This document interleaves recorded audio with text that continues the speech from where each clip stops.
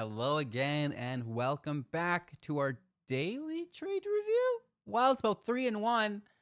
I was so lazy this week. It is winter time. I mean, I know it's Thanksgiving here in Canada, but the snow is already on the ground. Believe it or not, it's snowing out real good today.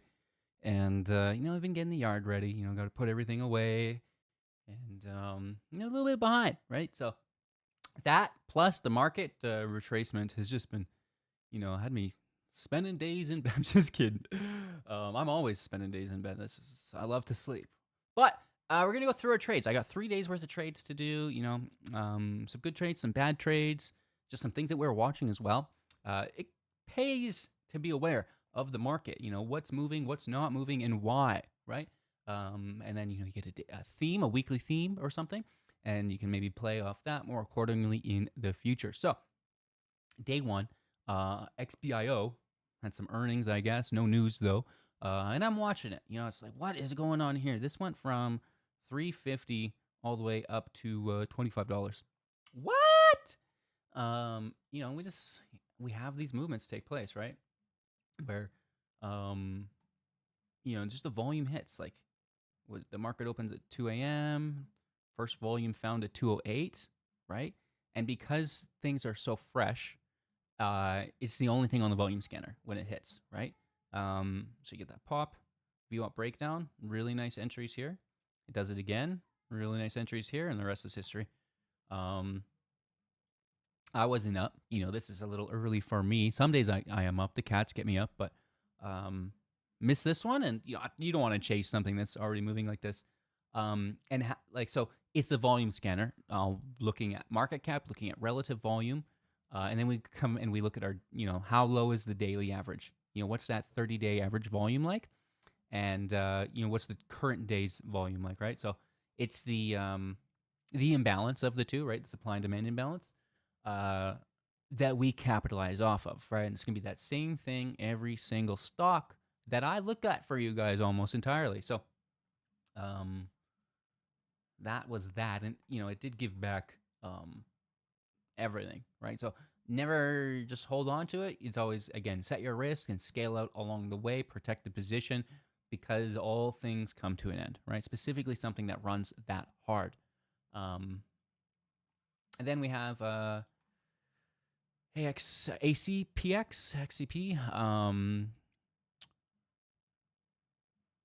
positive opinion from EMA on pediatric investigation plan for something Houston children, I guess, if it's pediatric, 8 days ago.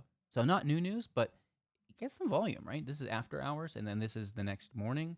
And we're always looking for continuation in our after hours runners. That's why it gets added to the list. Kind of moves, new highs, obviously, then breaks down, holds the 200, tries again, but ultimately fails, and then just that's that. I guess there's no money in saving kids. Only rich old white dudes. I can't say that out loud. BIAF? My bad. We played this. What's going on here? Reports record growth in CyPath Lung test volume for third quarters. I think we wanted in on this earlier, but kind of missed it. And then when we have that VWAP reclaim here, again, it's like, all right, we want to take that, set our stop below the recent swing, and just get our 1-to-1 risk rewards. Not good, but this is the reality of trading, right? And that's why I keep it so tight at a 1-to-1 risk reward, because not all things run thousands of percent, right? Like, what did we get? Almost 9% here. It's not paying the mortgage off or anything, but it keeps us in the game. And more specifically than that, we're not losing, compounding those gains while managing our risk. And then, it breaks down, multi-day breakdown. And again, that's why we have such a strict risk management profile. Moving on, CRVO. This was actually a loser. What? CRVO.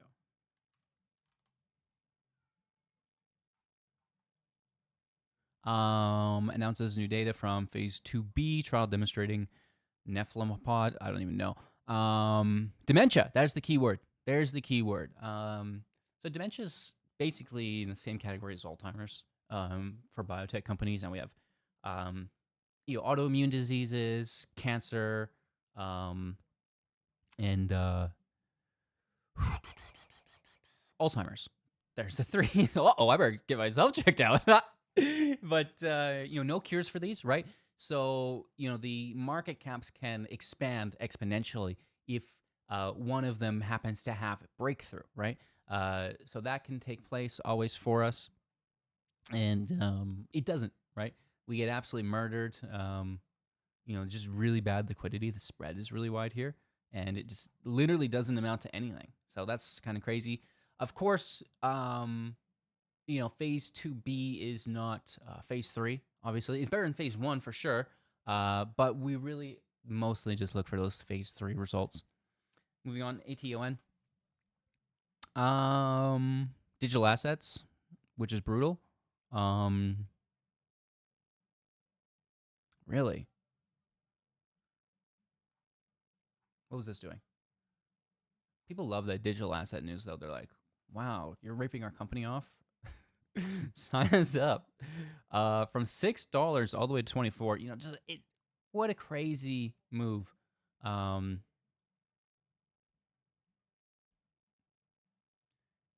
guess nice ads on the 21, but who's buying something at 11 that started at 5? Like, you gotta just have that risk management tight. Not chasing it personally, but it would have paid off really, really well, even another 100% here. Again, I don't like digital asset strategies. Crypto sucks. I know a lot of people don't like that opinion, but it's true. So like the thing is, these companies are doing mass dilution to fund the crypto treasuries. So they're selling, a million shares, and that's like really, really bad for the existing stockholder because of that dilution. Unless it's a private placement, sometimes that's a little bit better. But you're overextending yourself into a volatile market, and lots of times you'll see them not even taking stable coins. They're like taking some crazy meme coin, and like we're the first ever, whatever token treasury, and it's just like, oh my god, it's not good, man. I hope all the best for these companies, but I don't see it. And Excel, unless you've got the cash to buy the crypto with in the first place, right? Then it's a little bit different. This was actually where we left off. So we had pre-market this nice run here, where we have kind of like this break of structure and rehold, right? Taking entry below our swing low here off that break of structure, getting in a little bit preemptively. Getting that 1-to-1 potentially if you got your fill, but if you didn't, our trade didn't break down and you could exit it cleanly after hours. I waited all day for this trade. It was brutal, and that's why we're late to putting this video out, because I was doing the videos midday and like, okay, here's my morning trading session, putting it out, but my trading session wasn't over. It literally forced me to wait all day to get my exit, which it provided, which I can't complain about, because look what happened after, right? Just massive sell-off. So in theory we'd still be in the trade if we didn't get the scale, but what was going on here? Positive 2 clinical results in Alzheimer's disease. Yeah, so that's why I slapped this so hard. Again, anything that says Alzheimer's, I appreciate that. Autoimmune disease is cancer as well, right? So that's why I was so chasey here. Not all, like, I'm not going to chase a crypto digital asset strat, whatever, right? But I will chase, again, the cancer, autoimmune, Alzheimer's. It should have went more than it did. I was kind of disappointed. SUGP up next. SUGP? Huh? SUGP. Oh, I'm under crypto, that's why. And this is actually a crypto play. What was going on here? Just watching it. The last couple of days, pops up, bleeds down. Pops up, bleeds down. Nothing good here. But eyes on. And then AMBO. Again, I don't have any news here for it, but after hours run, and then we look for a reversal signal in the morning the next day. Doesn't happen. You got to watch it in case it does, because sometimes these things go on multi-day runs, right? So nothing there. These could probably just both get deleted. But sometimes you're just watching things, seeing if it does provide. And then into day 2, we can start with TELO. And it looks like we played this one a couple times. We got stopped out on it our second time.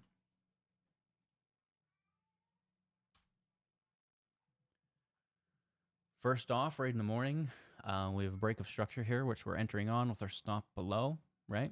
So here's our stop position, and then this is our entry. We're a little late to it, but you can't always get perfect fills. Our 1-to-1 and our, well, you don't actually get a 2-to-1. No fill here. Maybe you reach down to get it, but that's no fill for me. So just, that first scale out, and then we try it again. Reversal signal. Not waiting for the key level breakout of VWAP. I guess I justified it by saying that the 200 was the key level and this candle was the retest of it. And then just trying to get in, preemptively before VWAP, but it breaks down on us and, just give back our first trade, I guess, right? All things in perfect balance. And then BAOS. No news here, China play. I should not be playing this, but sometimes you go against your own principles. We get a 1-to-1, we get a 2-to-1, 3-to-1 does not fill. Morning pop-up, retracement, and reclaim. Enter it on the reclaim with your stop loss below the swing low of the retracement. Technical setup, it is what it is. It's got volume, you can still play it. Just don't marry it, right? China, no news. Don't get attached because this is where you'll end up. Okay. Then we have SUGP again.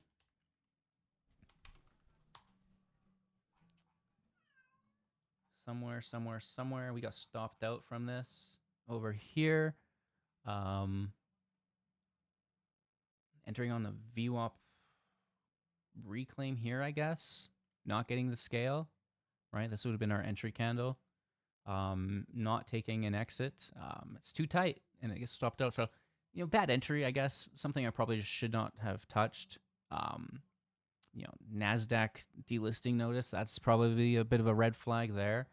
It's also doing like a crypto treasury, I think. So we seen this though the other day, right? Like you see this, move from 6 up to 13, and you're like, okay. And then we've got a gap 16. So maybe we can get in on it early, but that's just the nature of the beast, right? Not all things work out. And that's why we manage our risk, right? That's why that risk is managed here. And then you can, come back and try again. Because they're not all going to work out. Even though sometimes they almost do again. But it is what it is, right?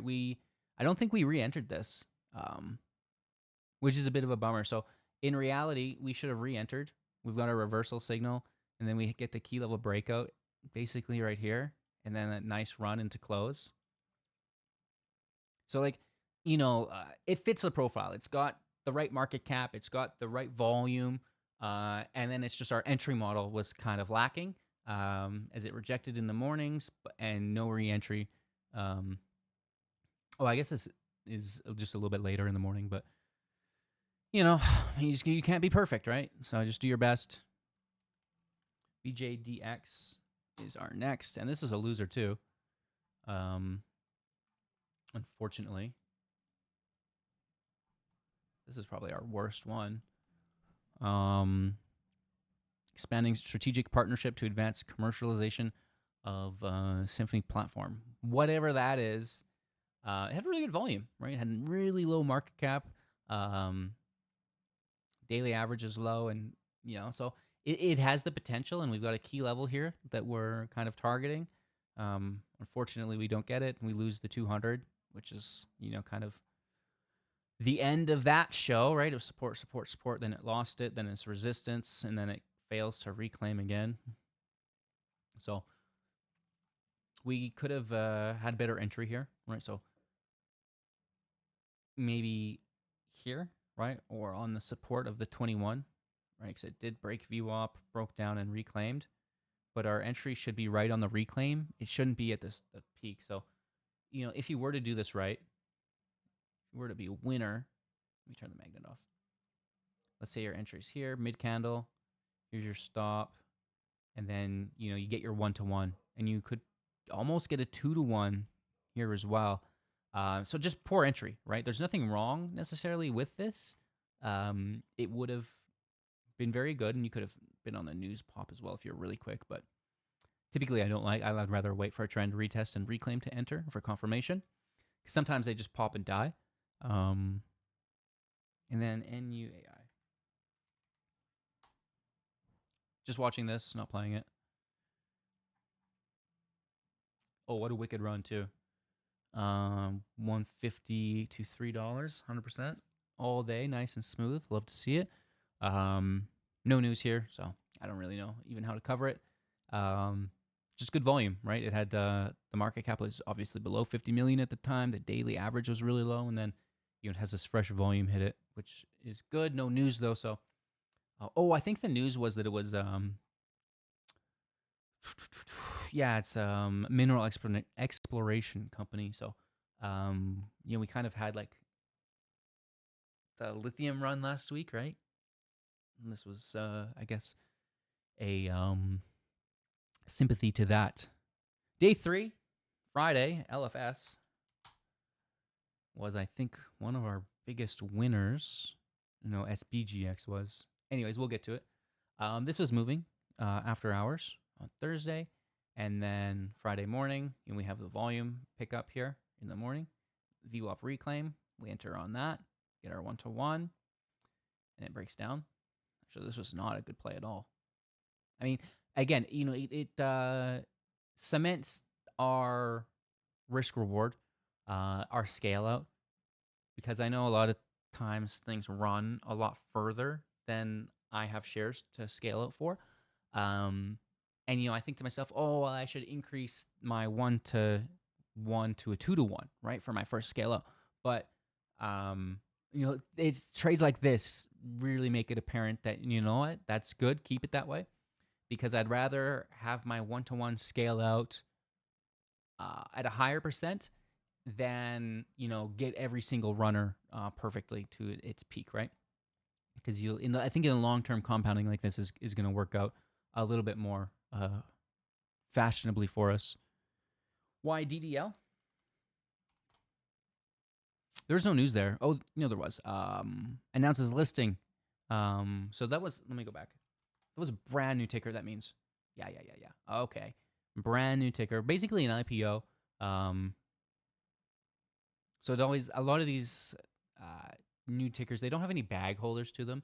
So there's not so when a stock's say at 10 and then it comes down to 5, there's a lot of people who still own it at 10 and at 7 and at 6 that aren't willing to sell it, bag holders, that when the price gets back up to that area, they're selling at break even, right? And that's a lot of downwards pressure on the order book. With a new stock, you don't have that, right? It's a fresh order book. There's no bag holders, so you can really push it up and create those bag holders. And this is what we get here, right? So getting our 1-to-1, and then it breaks down the 200, and then can't reclaim, and that's going to be that, right? And then we have this, which is the same thing, right? Exact same thing happening. So you can kind of see that theme play out. Just explosive moves off that new listing from 5 all the way to 30. That's crazy, right? Just watching it. And then SGBX.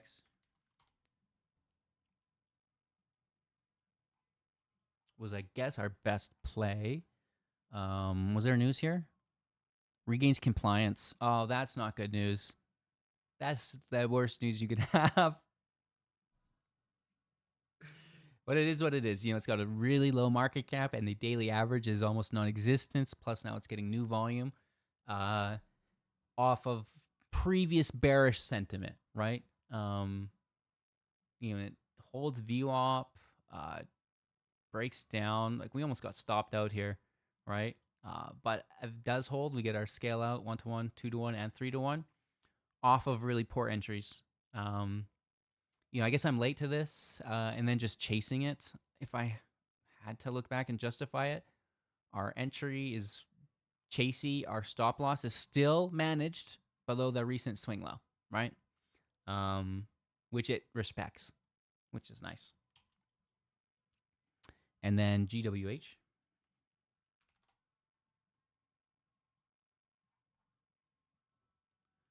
Not playing this, just watching it. 50 milliwatts. Energy storage, I guess. People love energy storage. From 2 to 5. Really, really good. So the reversal signal here would have been juicy, right? We get a reversal with a key level breakout to the 200, or even say VWAP, and then the trend retest from 380 to 5 if you didn't get in on it in the morning.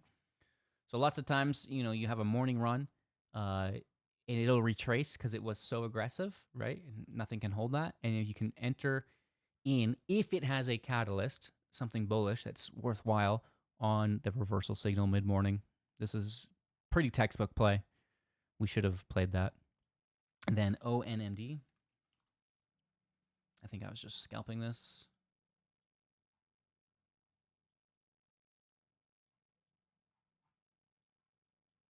I don't know. I have to look at my executions. I don't have any labels for it. All right, so we're exiting runners from the other day.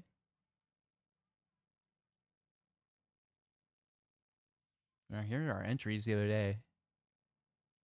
I'm just freestyling this one. I don't even know what's going on. But we had our first scalp, selling, 75% or something, and then scaling out the rest. Not 75% because there's still half of it here. So scaling out, about half it looks like, and then the rest here. I don't know. This is maybe not worth reviewing. A nice trade nonetheless, though. What do we go from here? 263. Our top sells at 401. Not bad, not bad, not bad. That is all right. That's my whole day. This is a multi-day runner. Oh, just scaling out multi-day runner. Okay, I see. It says that, if I could read. That's that. The general market was retracing on tariff news. Drastically so, right? Let's take a look at that on the 1 day. Actually, the 4 hours probably better.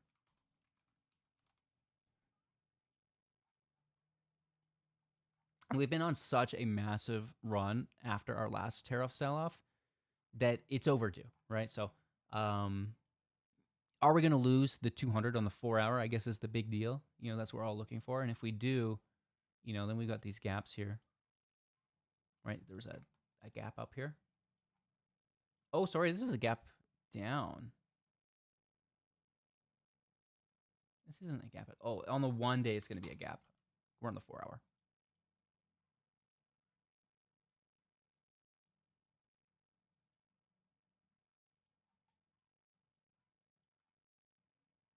Yeah, this was a gap down. It looks like that immediately refilled.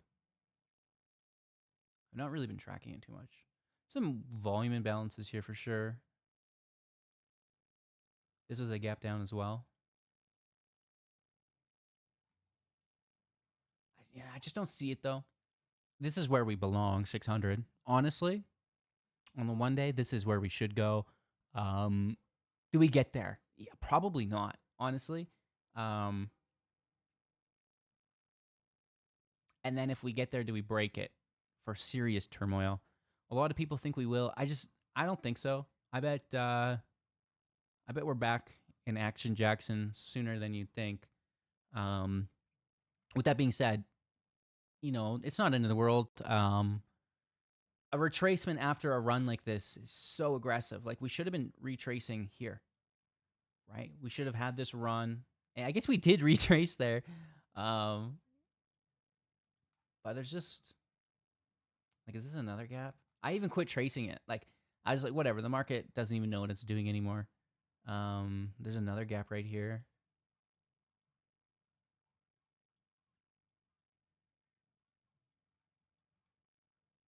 Which is below the 200. Even use that as a buy side liquidity or a sell side, sorry. I don't know. We'll see. We'll see. People are saying it's the end of the world, but that's not how inflation works. Sorry to tell you. Stocks only go up. Bad news? Sure. Does it shock the market? Sure. Are they gun shy because of what happened last time? Sure. Does everything that happened before happen again? No, I don't think so. We're just gonna have to wait and see. But that's kind of why things have been a little bit sketchy.